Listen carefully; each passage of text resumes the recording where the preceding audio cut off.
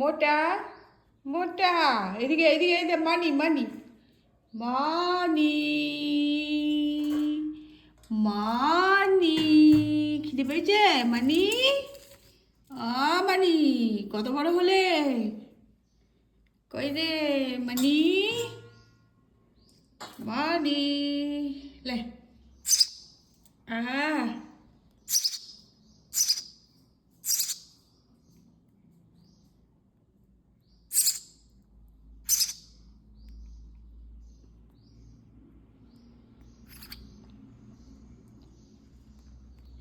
এদিকে আয় এদিকে আয় এদিকে আয় মোটা দাদা মানি খাচ্ছে এদিকে এদিকে এদিকে এদিকে এদিকে এদিকে টাটা টাটা টাটা টাটা টাটা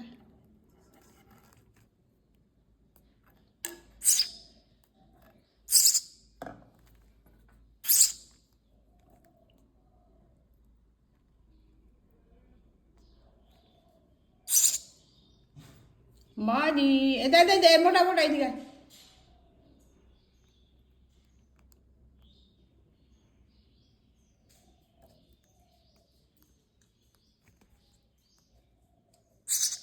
আর খাবি না হয়ে গেল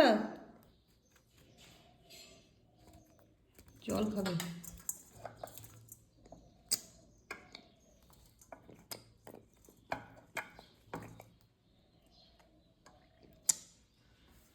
জল খা আর খাবে না খিদে হয়ে গেছে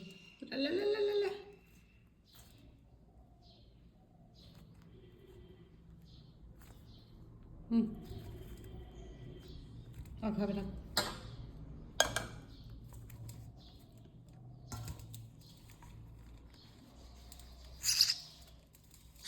তারা মুছে দিই মুছে মুছে মুছে মুছে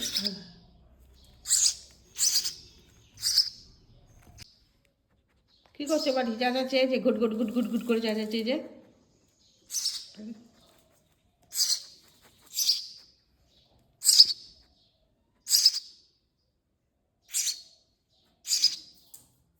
চুপ চুপ বল ঘুমা আলা আলা আলা আজকে আবার আমার এই কাজের মাধ্যম দিয়ে একটা গল্প শোনাচ্ছি। তো আজ গল্প শোনাবো তারকাবধ, রামের সিদ্ধান্ত লাভ, সিদ্ধাশ্রম ও মারীচের নিগ্রহ। রাম বিশ্বামিত্রকে বললেন, যাত্রার সময় পিতা আমাকে আদেশ দিয়েছিলেন যে আমি আপনার সমস্ত আজ্ঞা পালন করব। এই বলে রাম ধনুতে একটা তীব্র টঙ্কার করলেন। সেই শব্দে তারকা ক্রোধে আকুল হয়ে আক্রমণ করতে এলো। রাম বললেন, লক্ষ্মণ দেখো, এই যজ্ঞের আকার কি ভীষণ, দেখলে ভীরুদের হৃদয় এবারে কেঁপে যাবে। এই দুর্ধর্ষা মায়াবিনী কর্ণ ও নাসিকা ছেদন করেই তাকে নিবৃত্ত করব। স্ত্রীজাতিকে বধ করতে আমার প্রবৃত্তি হচ্ছে না, এর শক্তি আর গতি আমি নষ্ট করব। তারকা তখন মহাক্রোধে বাহু তুলে সগর্জনে রামের দিকে এগিয়ে এলো এবং বিশ্বামিত্র হুঙ্কার দিয়ে তাকে ভর্ৎসনা করে বললেন, দুই রাঘবের জয় হোক। তারকা আকাশে ধুলো উড়িয়ে শিলা বর্ষণ করতে লাগলো। রাম তার দুই বাহু এবং লক্ষ্মণ নাসাকর্ণ ছেদন করলেন। আর কামরূপিণী রাক্ষসী নানা প্রকার রূপ ধারণ করলো এবং কখনো বা অদৃশ্য হয়ে রাম লক্ষ্মণকে বিমোহিত করে প্রচণ্ড শিলাবর্ষণ করতে লাগলো। তা দেখে বিশ্বামিত্র বললেন, রাম, তুমি এই পাপীয়সী দুষ্টাচারিণী যজ্ঞ নাসিনী যজ্ঞীকে দয়া করো না। এর মায়াবল বারবার আগেই সন্ধ্যার পূর্বে একে বধ করো। রাক্ষস জাতি সন্ধ্যাকালেই দুর্ধর্ষ হয়। রাম তখন স্বরাঘাতে তারকার বক্ষস্থল বিদীর্ণ করে তাকে বধ করলেন। ইন্দ্রাদি দেবগণ আকাশ থেকে এই যুদ্ধগুলো দেখছিলেন আর কি। তারা তারকাকে বিনিষ্ট দেখে প্রীত হয়ে বিশ্বামিত্রকে বললেন যে, কৌশিক, তোমার মঙ্গল হোক। তুমি এখন তোমার স্নেহের নিদর্শন স্বরূপ রামের হস্তে প্রজাপতি কৃষাশ্বরের তপবল সম্পন্ন পুত্রগণকে সমর্পণ করো। রাম তোমার একান্ত অনুগত, সেই জন্য এই দানের যোগ্য। এই বলে দেবতারা চলে গেলেন। তো বিশ্বামিত্র ও রাম লক্ষ্মণ সেই স্থানে রাত্রি যাপন করলেন। পরদিন প্রভাতে বিশ্বামিত্র সাহস্যে মধুর স্বরে বললেন, রাম, আমি পরিতুষ্ট হয়েছি, তোমাকে অদ্ভুত শক্তিশালী এবং দিব্যাস্ত্র সমূহ দেব। এই সকল অস্ত্রের প্রভাবে তুমি দেব দেব অসুর গন্ধর্ব উর্গ তারপরে সকলকেই পরাস্ত করতে পারবে। বিশ্বামিত্র পূর্বাশ্ব হয়ে ধ্যান করতে লাগলেন। তখন দণ্ডচক্র, বিষ্ণুচক্র, বজ্র, তারপর কী বলে ওটা, শৈবশূল, তারপরে বারুণ, পাশ, তারপরে বায়ুবাস্ত্র, এইসব, তারপরে বোনাশাস্ত্র, শোষণাস্ত্র প্রভৃতি নানা দিব্যাস্ত্র রামের সম্মুখে আবির্ভূত হয়ে কৃতাঞ্জলি ফুটে বললে, রাঘব, আমরা তোমার কিঙ্কর, তুমি যা ইচ্ছা করবে আমরা তাই করব।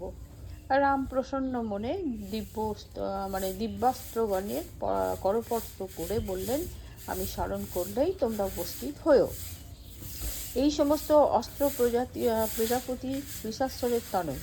বিশ্বামিত্র তখন রামকে সংহার মন্ত্র শিখিয়ে দিলেন, যার দ্বারা বিমুক্ত অস্ত্র ফিরিয়ে আনা হয় বা আনা যায়। তারপর তারা পুনর্বার যাত্রা করলেন। রাম জিজ্ঞাসা করলেন, ওই পর্বতের অদূরে যে মেঘতুল্য বন দেখা যাচ্ছে, ওখানে কার আশ্রম? যেখানে রাক্ষসগণ আপনার যজ্ঞের বিঘ্ন করে, সেই স্থান কত দূর? বিশ্বামিত্র বললেন, এই স্থানে বামনরূপী বিষ্ণু তপস্যায় সিদ্ধি লাভ করেছিলেন, সেই জন্য এর নাম সিদ্ধাশ্রম। এককালে বিরোচন পুত্র বলি ইন্দ্রাদি দেবগণকে পরাভূত করে রাজত্ব করতেন। তো তিনি একটি যজ্ঞের আয়োজন করেন। তখন দেবগণ এই তপবনে এসে বিষ্ণুকে বললেন যে, দানবরাজ বলির যজ্ঞে যাজকগণ যা প্রার্থনা করছে তাই পাচ্ছে, তুমি দেবগণের হিতার্থে সেখানে যাও। বিষ্ণু কশ্যপপত্নী অদিতির গর্ভে বামন রূপে জন্মগ্রহণ করলেন এবং বালির কাছে, বলির কাছে গিয়ে কৃপার ভূমি ভিক্ষা চাইলেন। বলি সম্মত হলে বামন পাদত্রয় দ্বারা ত্রিলোক অধিকার করে ইন্দ্রকে পুনঃপ্রতিষ্ঠিতা করলেন এবং আমি এই সিদ্ধাশ্রমেই বাস করি তাই বলল। রাক্ষসগণ এখানেই উপদ্রব করে। তারা আশ্রমে প্রবেশ করলে সেখানকার মুনিগণ তাদের যথোচিত সৎকার করলেন এবং মুহূর্তকাল বিশ্রাম করে রাম লক্ষ্মণ বিশ্বামিত্রকে বললেন, আপনি আজই যজ্ঞের দীক্ষা নিন।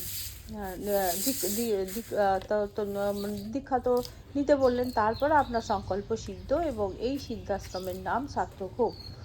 এই কথা শুনে বিশ্বামিত্র যজ্ঞে দীক্ষিত হলেন। পরদিন প্রভাতে রাম লক্ষ্মণ বিশ্বামিত্রকে বললেন, ভগবান, যে সময়ে মারি তো সুবাহুকে দহন করতে হবে, সেই সময় যেন অতীত না হয়, আমাদের জানিয়ে দেবেন।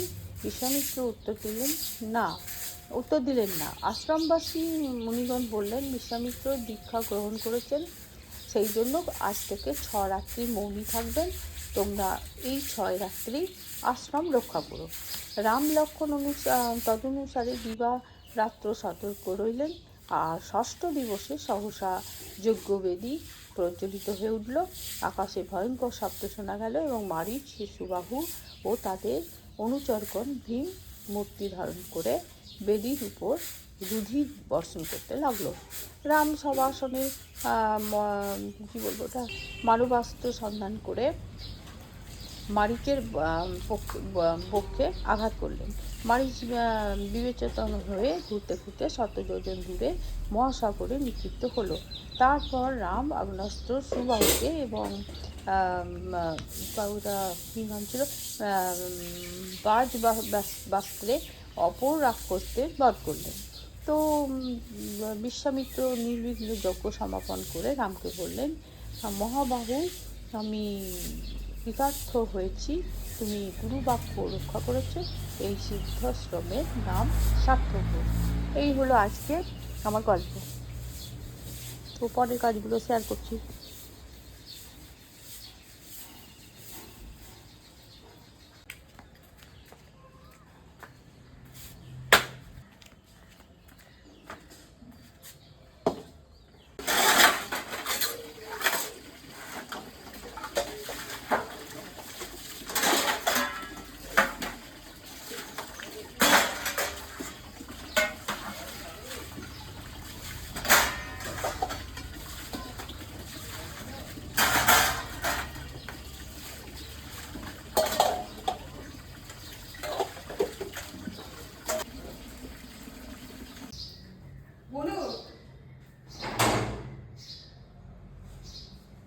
চলো চলো চলো চলো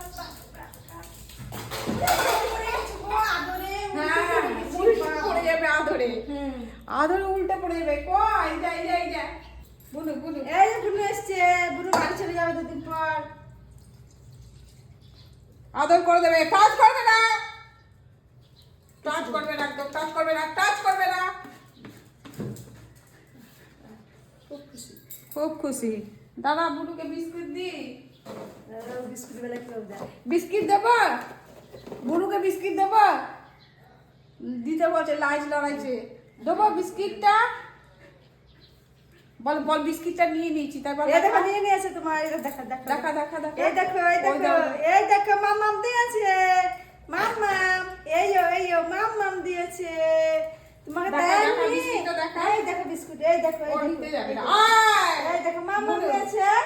কই দেখা দেখা, নিয়ে নিয়ে নিচ্ছে কিনা দেখি। নেবে না, শুকবে। আমি হলে দেখবে কি করবে।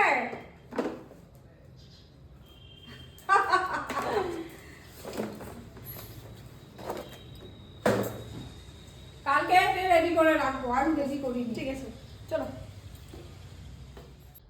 জয় শ্রী শম্ভু, নমস্কার। আপনারা সবাই কেমন আছেন? আশা করছি সবাই খুব ভালো আছেন। আমার আজকের এই নতুন ভিডিওতে আপনাদের সবাইকে স্বাগত জানাই। এখন বাজে 10:49।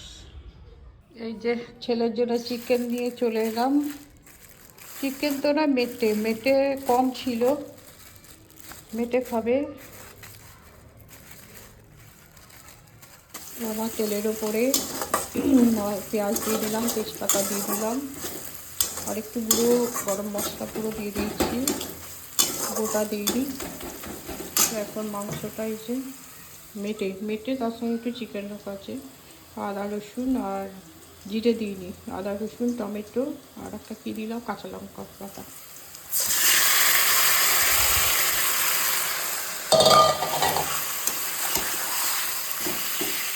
আমার চিকেনটা মেটে চিকেন রান্না হয়ে গেল।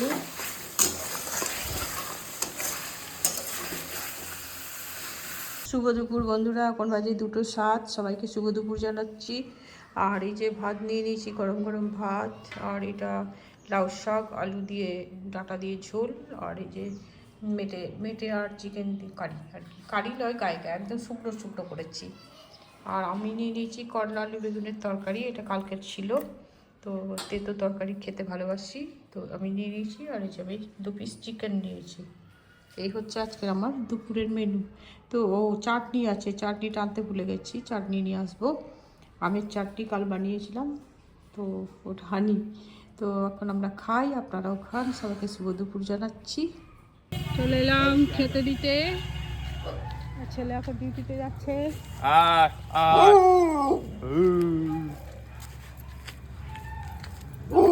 চাবি নাও।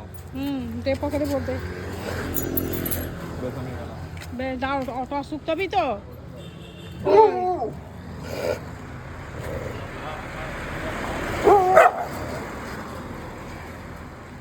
এইখানেই দেবো ওকে দেখে।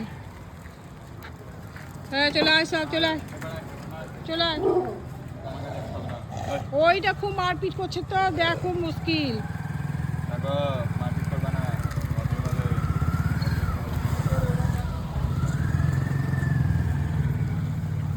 মারপিট করবে না, সবাই মিলে খাবা। দাঁড়া দাঁড়া দাঁড়া। দুপুরের খাওয়া হয়ে গেল সব। আজ 10 জন এসেছিল, চলে গেল।